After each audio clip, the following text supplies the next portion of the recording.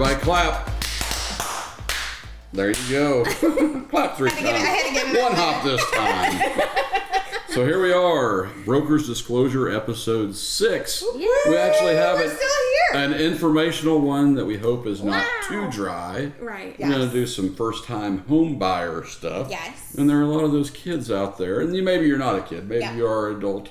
Yeah. No, I say adult or older and still a first-time home buyer. Yep. But there are a lot of good programs out there that we're going to talk about maybe. And who knows where it's going to go. But first off, we need to address, we are down one member. We are. There's no 4 horsemen here today. It's just the 3 of us. No. Brooklyn's gone. We're missing her a lot. And what's she doing? But she just had a baby. She had a baby, yay. 2 days ago. And little Lucy May. And I wish she was here to show her off. But the problem with that would be I would snuggle her the entire time. And you guys would not get any of... Has anybody seen this baby yet? Oh, we've seen pictures. Okay, well I saw pictures on Facebook. That doesn't make me special. I didn't know we haven't seen her We're in person. special and got to see pictures hour or so after she was born. Oh, well that's nice. Yeah. That's good. Yeah. And also, while Brooklyn's not here, we could probably dog on her a little bit. Miss what? 39th in the nation? Is 39th in the nation. Is that what she got? Yes. And so in 2023, and we've got, I don't know, what was the number of agents? Oh, 600 and some. 696, I think. Almost 700. Let me tell you. Almost 700 agents, and she is number 39 in the nation from So year 2023. do not tell her I said this, but she did a very good job. She did a very good job. She kicked my butt. She kicked Megan's butt. She kicked everybody else's butt. I don't know what my butt even looked like at that, but she did kick it. So, but everybody did good. We had, 6 agents in the numbers game? I think so. 5, 6? I, of course, cannot be on there, which I didn't do anything last year. I floated on a boat last year. So, but No, you did a lot. You did a lot. I didn't do anything for 84 days except for drink rum on a boat. So, but, it's pretty amazing. I mean, just to be in even like the top 100, like the top 50, like that's crazy. There's a lot of stiff competition. I mean, it's agents from all over the United States, all United Country agents from everywhere, different countries, whatever. Our office even from last year got 35th in the nation. So crazy. over 500 offices, I think. 35th. I bought 5 years ago, and the office, which I've always been with my real estate career. But the coolest thing about it was I was like, if I could just get in the top 100, like I would be so excited. And I thought I gave myself a 5-year plan of getting in the top 100. And then we just kept crawling, and we've had this team the entire time. Yeah, who was your first agent you hired? I don't remember. You. Oh, it was me. It was you. And from right there, you can draw a line just upward. Straight up, right? It just went straight up from there. But, so, within 5 years, and we hit a huge milestone last year in 2023. Trying not to boast too much, but it was fantastic. Crazy. It was a goal that we made. And we probably said too many times, we're just not going to get there. Well, somebody's got to keep us grounded. Yeah. Max definitely the one. That is me. Megan and I are like, we're going to get it. And Max like... He was even saying this morning when we were talking about the numbers, he was like, it wasn't good enough. And I'm like, come on. Well, give yourself a break. Celebrate a little bit. And then get back to then I it. won't try hard. Yeah. So I have to keep trying to do But better. he would like look through the little window in my office and be like, it's okay, Ashley, we're not going to make it. And I'm like, shut up! Gonna beat ya. All right, enough of this nonsense. Nonsense. Let's get on with first-time home buyers. I feel like this could be a really educational episode for young people, podcasters, people like Libster. We should have had her. Yeah. We should have had her up here asking questions. Libster's our office manager. And she's 19, I think. 19, and she's just the cutest. She's the cutest. And she would be a good example of someone that could potentially be a first-time home buyer. Yeah. And those are people we need to talk to because they probably have a lot of questions. Yeah. And maybe, if people, I don't know where all they're seeing our podcast at, but if they wanted to leave some questions, maybe that's something we could do in a future episode is answer everyone's questions. If you don't hear the answer here, maybe they could leave some questions. Because we don't know what everybody else is thinking and what their questions are. So we've got to know. It's hard because I think all of us have been, in the game for long enough now. It's like, it comes second nature to us. We know all the answers, but maybe we don't know, what people have learned and, in school or from parents or whatever, and what they still have questions about. So, I don't know. Maybe my number one start on any of it for a young person is you can shop around for everything. You can shop around for your agent. You can shop around for your lender, which is, you need to. Check to where they are running your credit. Say, here's an application. I don't want you to run my credit because I'm already checking with 3 other people. Stuff like that. Talk to your parents, your grandparents, aunts and uncles. Don't ask them for all of the advice because they don't exactly know all of it. Right. But ask them, do you remember whenever you purchased your house? There's a lot more things that are out there, a lot more lending possibilities, a lot more help with the lending side of things. Right. But you do want to shop around for. And so something I think kids should do, like, graduate high school, and you have to be a little bit responsible to do this. They should probably go ahead and get a credit card and just start building credit. Yes. Put, $100 on it every month and then pay it off. Yep. Right. Every month. And just start building that because that's something you don't start off with any credit. Right. Even if it's just your fuel, just do that. Just put it on a credit card, pay it off. Yep, every month, and just do that, and that'll help build your credit. Then by the time you're 20, you've probably got, your 650, 700 by then, easy enough, and that will qualify for any loan program. And a lot of times I hear first-time home buyers, they're like, "Oh, well, we don't have 20% to put down for a house."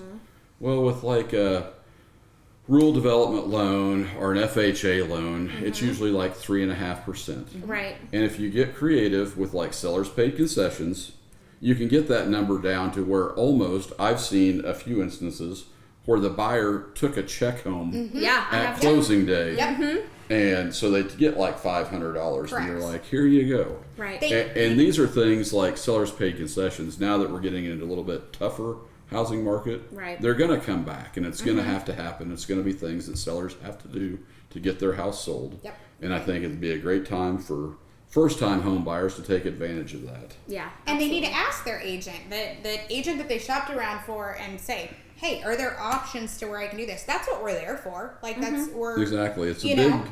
Maybe we ought to just have ourselves I don't even know what I'm looking for, like an event or something, like a first-time home buyers event. Yeah. Like an and open have house. Pizza and have Libster write it up and use all these funny BTW, like BTW. BRB. really appeal to the younger generation. Yes.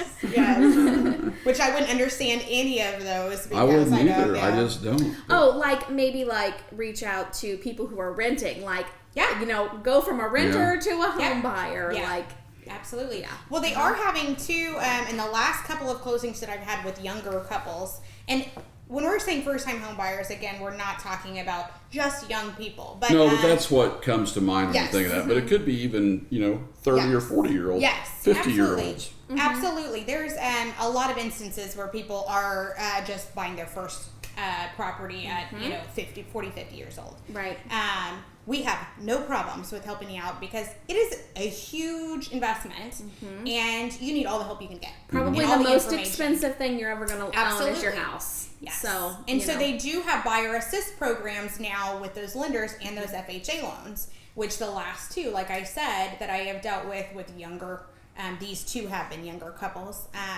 Anyways, it did a big chunk of assistance for that. I believe we've even. And you're talking about their assistance with their down payment? Yes. With their upfront cost? Okay. And I had one that was up to 2.5% of their 3.5% that they were going to have to put down, which was fantastic. Yeah. And the other 1%, we had the seller pay. Yeah, Missouri has a bunch of grant programs and things like that. MHDC, I think maybe is what it's called. Of course, we're not lenders, but this is just our best advice on it. There's lots of options. It's nice to know that like a first-time home buyer or a person who has zero knowledge of the market of real estate and how that works can come talk to us and say, what questions do I need to be asking my lender? Right. Yep. Yep. And so then once they talk to us or another agent, God forbid. We are advising you to not. But it is your choice. You should shop around. But anyway, once you talk to us, then we will direct you probably to a lender or three. And then you talk to them and just be upfront and honest. And some of the main questions they will ask people are, how much a month are you comfortable in paying? And that question is so that you don't become house poor or get in over your head or have your house foreclosed on 2 years from now. So just be honest with your lender on what you think you can afford. And then he'll go over like your debt to income ratio and things like that. And then he'll give you a pre-approval letter that says, hey, Mr. and Mrs. X are able to buy a house up to $165,000. And then once you have that, it's officially time to start house shopping. Right. At that. Now, depending on what type of loan you're getting, it may have to be like a USDA type house or FHA house, or it may even be a conventional loan. I've seen a lot of conventional loans anymore with a really low upfront cost. I don't even know where I was going. You guys are going to help me out here. That's next. Then you look at houses. I think that's an important thing, to talk about. Having your pre-approval with whatever lender you've selected in hand when you're going to look at houses is important because, as your agent, I'm going to say, you're going to call me and say, Megan, I want to buy a house. And I'm going to say, okay, what price range are we looking in?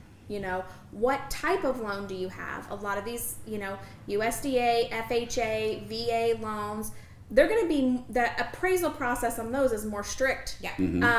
So we're going to have to look for something that's, pretty much, move-in ready, maybe a couple things here and there, but they're more strict than a conventional loan. So we, no fixer-uppers, that type of thing. So also knowing what price range to look in is so important. I would love to show everyone every house they want to see, but I don't want to show you a $250,000 house if your pre-approval is for $150,000. Yeah, because you're gonna love that $250,000 house. We get the pre-approval done. All you can buy is something from $150,000. We look at $150,000 houses. And there's a big difference. You're never going to be happy with but the it. Other problem with that too, and I think a lot of the first-time home buyers run into it is their lender, especially whenever we hit COVID market, their lender, because interest rates were down so low, were saying, hey, you can afford $350,000. And then they came back going, but there's other payments. Like after they bought, you don't need to look at a $350,000 house. What you need to do is say, please itemize this out and tell me what is going where. Bring it to one of us agents. Right. We will go over it and tell you and decipher what's going, because then you've got groceries, you've got fuel, you've got utilities, you've got all of these other things. Daycare costs. Yes, daycare which are getting costs like crazy. Astronomical. Yep. So it's not a situation of, oh, I can afford that $1,200 payment a month. You've got all of these other bills. So you're going to have to do a little bit of math even after you graduate high school. Yeah. Good thing we've got it on a phone now. Right. Teachers said we'd never have it. Yeah. We've got it. But those kids need to know that. And it's really frustrating whenever a lender is not holding their hand and not saying, hey, by the way, this is what you're pre-approved for and this is what your payment's going to be. But maybe let's shoot a little bit lower because here's some estimates of what first-time other buyers. I have a couple right now that are pre-approved, first-time home buyers, like they're ready to go. They're pre-approved for $275 is where they're at, and they were like, okay, we really want to stay in $175 because we know what that payment's going to be and we're comfortable with that. And that's really a realistic range, Yes. like 175 to 200. We can find you a house that is going to be perfectly fine to live in. It may not be the showstopper house that your parents had, but you can make it that way. Yeah. and you can invest your money into this house, and it's going to be a solid house as long as you do maintenance and upkeep. Right. It'll be a solid house for the next 10 years, and then when you're ready to sell it, hopefully the housing market has gone up. You'll have all that equity. Yes. And then And you'll again, have a bunch of money to put down on your new Again, mortgage. we're decent tools to like help you out with, hey, what's going to build equity in my new purchase, you know, where I could eventually make some money. Yep. Of course, we don't ever know how the market's going to be, but we can tell you the areas that need bring help, in that more would, money. That would help that house. Yes, And absolutely. Just Absolutely. be it curb appeal or a new roof or just anything like that. Yeah. Being a first-time home buyer is so exciting. Like, I remember buying my first house and just being like the possibilities for like owning my own home. Like, I just love that feeling, and I love helping people that are first-time home buyers. They're always so, when we get to the closing table and get it done, they're like so appreciative of like the help and counseling, and we got them through it, and like they own a home. Like, it's a really, really cool feeling, but there is work to do before you get there. Kind of nice and it can become overwhelming. Yes. I remember back, Kelsey and I, like in 03. It was a couple years ago. We decided to buy a house, and one of Kelsey's friends is like, you have to use our buyer's agent, blah, blah, blah. He's so good. So he's from St. Joe. And I didn't know anything about real estate, never dreamed I'd become a real estate agent. So this SOB shows up one day, shows me like 3 houses. We put an offer in on one. I never see him again, ever. Oh, really? Like, he's like the horror story. Like, he's the agent that I don't want to be. So like, so like I'm going to the title office and trying to figure all this stuff out, and they're like, yeah, you need to be here at this date at this time. They're like, your agent will probably be with you. Well, he calls that morning. He's like, I can't make it. He goes, just go up there and sign whatever they give you. He's like, God. I'm like, oh my. I'm not feeling great. I'm like, this is horrible. I was like, I'm never going to use a buyer's agent again. But promise me, everybody listening, that we're not like that. Right. Like, I try and be there, and I will answer the phone if you call, and I will show up to your closing. And if you have a question, just ask me. But so that was a horrible. Like, I know how overwhelming it was for me then. And you were like, I'm going to be better. Well, I didn't think that then. I was like, I'm never going to be an agent. I don't like them guys. You were number what in the nation? What? I don't 40? No, 62. 62. Let me tell you. 62, Mac Lee. DAL, dead ass last. You were not. Well, I wasn't good enough, but there again, please do not tell Brooklyn that I praised her. I hope she doesn't She's going to see it. I hope she doesn't listen to this. I've got to keep my stone cold poker face on Brooklyn, when I'm he around still her. hates you. I just hate her. She kicks my butt. So The competition between you two is really, it's entertaining. Well, it should be, yeah. I will tell you that Rory came into the office a couple weeks ago and was like, there is a toilet on Brooklyn's desk, and it says the and I'm like, okay, I gave her that. Like, she's like, you gave her that? She got the big crap. Poo. Yeah. The big poo. Trophy. Emoji. And I got a trophy too because I was second place in our office, so I got the almost big poo. Hopefully I'll probably will be able to pass it on this year. The way it's going, I'll be able to give it to somebody and not have a trophy at all. Well, but it's a long year and it's only March. I want my name to be put in there. Yes. I'm actually like ahead this year. You well, are? they only had 2 toilet trophies. Yeah. So, oddly enough, my friends down at a jeweler store, I was like, do you have anything like this? And they were like, we have 2 toilets. 2 toilets. And I was like, oh, you well, do. Just what you need. And they were like, we never thought we would sell these. And I'm like, got it, buyer right here. Well, hopefully they didn't cost very much. Mine's still in the packaging sitting on my desk at home. I need to bring it to the office. Yes. Yeah. I need to put it up and on your proudly shelf. display it. Yeah. Hold my spot for my copper pot or whatever I'm going to get for this year's sales. No, it'll come around. It'll come around. Yeah, it will. But anyway, back to first-time home buyers. So, where do we need to go with this? Well, I don't know. Something else, we've talked about building equity. I've noticed lately a lot of first-time buyers they're coming into the market and they're getting real picky. They're watching HGTV, they're seeing TikToks, YouTube channels, whatever. I want granite countertops. Right. We need 4 bedrooms, 2 full baths, an extra half bath, granite countertops, new flooring. Like, they have all these ideas of but what it needs to be this LVT and right. it needs to, in this color. And that's great. Like, I want you to have that house. I really want everyone to have a great house and exactly what they want. And love it. But if you're a first-time home buyer, really you should be buying a house that's for a first-time home buyer. Something that's safe, will meet the requirements of your loan. Something that's safe, where everything works, where, there's not any leaks in the roof, the basement isn't full of water, like, just a really great, solid home is what you need to be looking for. And you said it earlier, which I think is fantastic, about buy a starter home. Right. Stay there. Stay there for at least 5 years. Do those upgrades. Yes. As you go. Paint some rooms, put in some new flooring, put new gutters on it if it needed it. Do some of those things. Live there 5 or 10 years.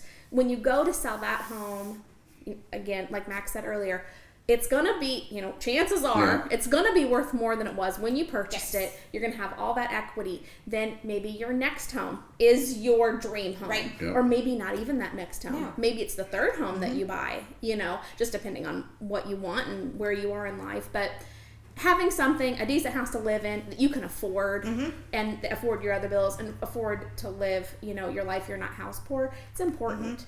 You don't want to make the wrong purchase first. I have a client that I have sold in 14 years 5 properties to, and they are not like investment properties. These are houses that they moved just into. slowly stepping up. And so it's perfectly fine. They do build equity in it, get rid of it, bump it up a little bit more with the size of their family or whatever. So unless you're having like octuplets, you honestly start in that smaller house, build equity in it, sell it in 5 years whenever you're wanting to have octuplets, and go from there. It's something I always preach to people that I sell houses to.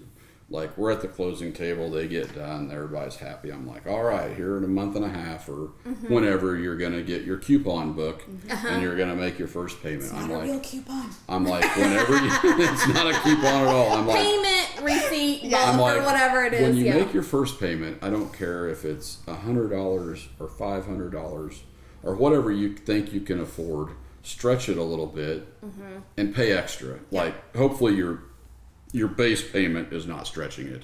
But if you want to put $200 extra, just do it every month. And once, like the first month, it's really going to suck. The second month, you're going to be like, oh gosh, here we go. And by month 3 or 4, it's just going to be another check you write. But every time you do it, you're building up $200 extra in equity every time. It's like a savings account that just keeps going. Make sure you put on those little coupon that you are wanting to go to towards the principal. Principal payment. Extra principal payment. If you pay extra. Please remember that, because they will add it on to interest, and it's. And in my mind, it ought to be illegal for them to add it on to interest if you pay extra. That is just. It's one of my irks. Really irks me. But again, if you shop around for your agents, for your lender, they are going to help you out with this from every step. So, like we have been saying, you need to make sure that you have that person you feel really comfortable with and you trust a lot to walk you through it, because we have no problems holding hands. We might have extra Germex, but we will hold your hand. Hold hands, answer questions. Hand-holding. You're confused. I mean, your lender might, once you apply, your lender's going to send you a list of like a whole bunch of documents you need to submit to them. Sometimes I have people that are like, well, I got my tax return, I don't know how to get it. Bring it to us. We'll scan it and email it, upload it, whatever we have to do. That's what we're here for. We're here to help you through the process, answer your questions, get you to the end goal. It is scary, but it is so cool. You might immediately have that deer in the headlights look, but that's what we're here for. We're going to make your eyes a lot smaller. Right. What else about first-time home buyers? I don't know. Let me think. What else? Megan had mentioned about like the different loan types and how they're going to have different stipulations for the appraisal and stuff. Yep. So that again is one thing that please lean on us about, because Right. if you are strictly VA loan, you need, and because you're getting a lot better interest, you need to come to us and go, okay, I like these 3 properties, or 12, because that's how it normally goes. Right. I like these 12 properties. What do you think? And we're gonna say, well, that one's gonna need too much work. We're gonna weed it out for you as much as we possibly can. Mm-hmm. Yeah. We don't want to waste your time. We don't want to waste our time. I mean, you know, everybody's time is important nowadays, Right. and so that is one thing that I think a first-time home buyer needs to lean even more on us and go, Right. here's my type of loan, and here is how much I can do. And just as a rule of thumb, like any VA loan, FHA loan, the house needs to be move-in Move-in ready. ready. And that's just a general good rule of thumb on if Right. will it pass a VA loan or VA appraisal or not. And if there are, that's another whole ordeal too. The appraisal, they come and do the appraisal, and then there's repairs that the appraiser Yeah, or wants conditions. to make. Conditions to be made. That's something else that we help with too. Negotiating that and who's going to pay for what and how we're going to get to the closing table. Because there are smaller conditions that Right. that you can buy the house for with your strict loan, and we can get it in there and be negotiating with that seller, going, hey, there are going to be a few items that are going to pop up, like this or this or this. You can do it now, or you can be asked to do it closer to closing time whenever you're in a bit of a time crunch. But we can do that. That's what we do. Like, Right. we're there to inform you and to help you out as much as we possibly Right. can, and we do it every day. So The other thing for people, I don't know, you know, just in general, maybe not even first-time home buyers, but as a buyer, you do not have to call or only work with the listing agent you don't. of the No, house. you should. No. It's in your benefit to not work with them. It's Right. to work with someone Unless like it's us. us. Unless We're it's the us. listing Unless agent. it's us. No, but that's what I wanted to say, because a lot of times people are like, well, I called about your listing. Well, I guess, you know, I'll keep looking, and, you know, maybe if you have something else, whatever. And I'm like, hey. I can help you with anything. Anything that's listed, you know, technically in the state of Missouri. Yep. All of us have our Missouri broker's license. I can sell you anything in the state of Missouri. Now, will I drive several, you know, we're in northern Missouri. Will I drive several hours to the Boot Hill to sell you Also something? can do No, but referrals across the country. but yes, yeah, we can have refer. companies We all can over. refer to other states. I just had someone recently in Overland Park, Kansas, called me, was interested in a house here. She has a house in Overland Park to sell. I called an agent that I knew that has a Missouri and Kansas license. Yeah, and was able to refer them. So, We, you know, to get their property network sold. a lot, and so Yep. we know other agents, Yeah. not only in our own company, but we know a lot of other agents. And a good thing that we do whenever we do get somebody who needs to be referred out is we call and make sure that we have that contact with that person, make sure they're decent people, Right. before we say, okay, you're good enough for my client, because I'm not going to send somebody to somebody else who's not Yep. going to hold their hand and walk them Yep. through it. Yeah. Yeah. But anyway, I mean, the point is that we can show you any property. Yeah. I mean, you don't have to just be talking to the listing agent or the listing company for that property. Right. So, I mean, get with an agent.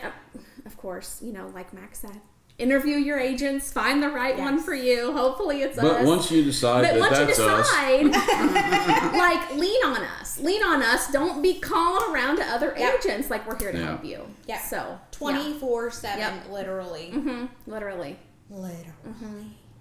And we love it.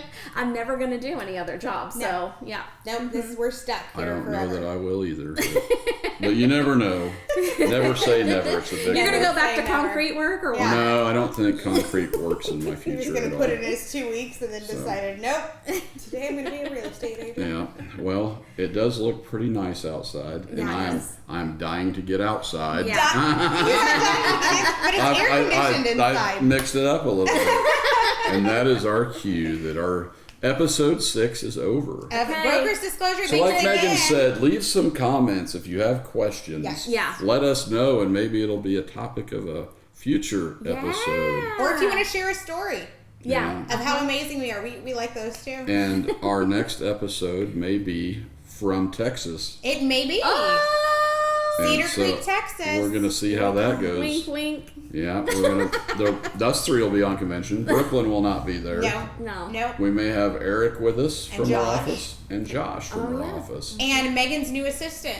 Megan's new assistant. Oh yeah, Sean. My husband. Thank you again for joining us again, and we hope to see you guys next time. See you then. Bye. We're out.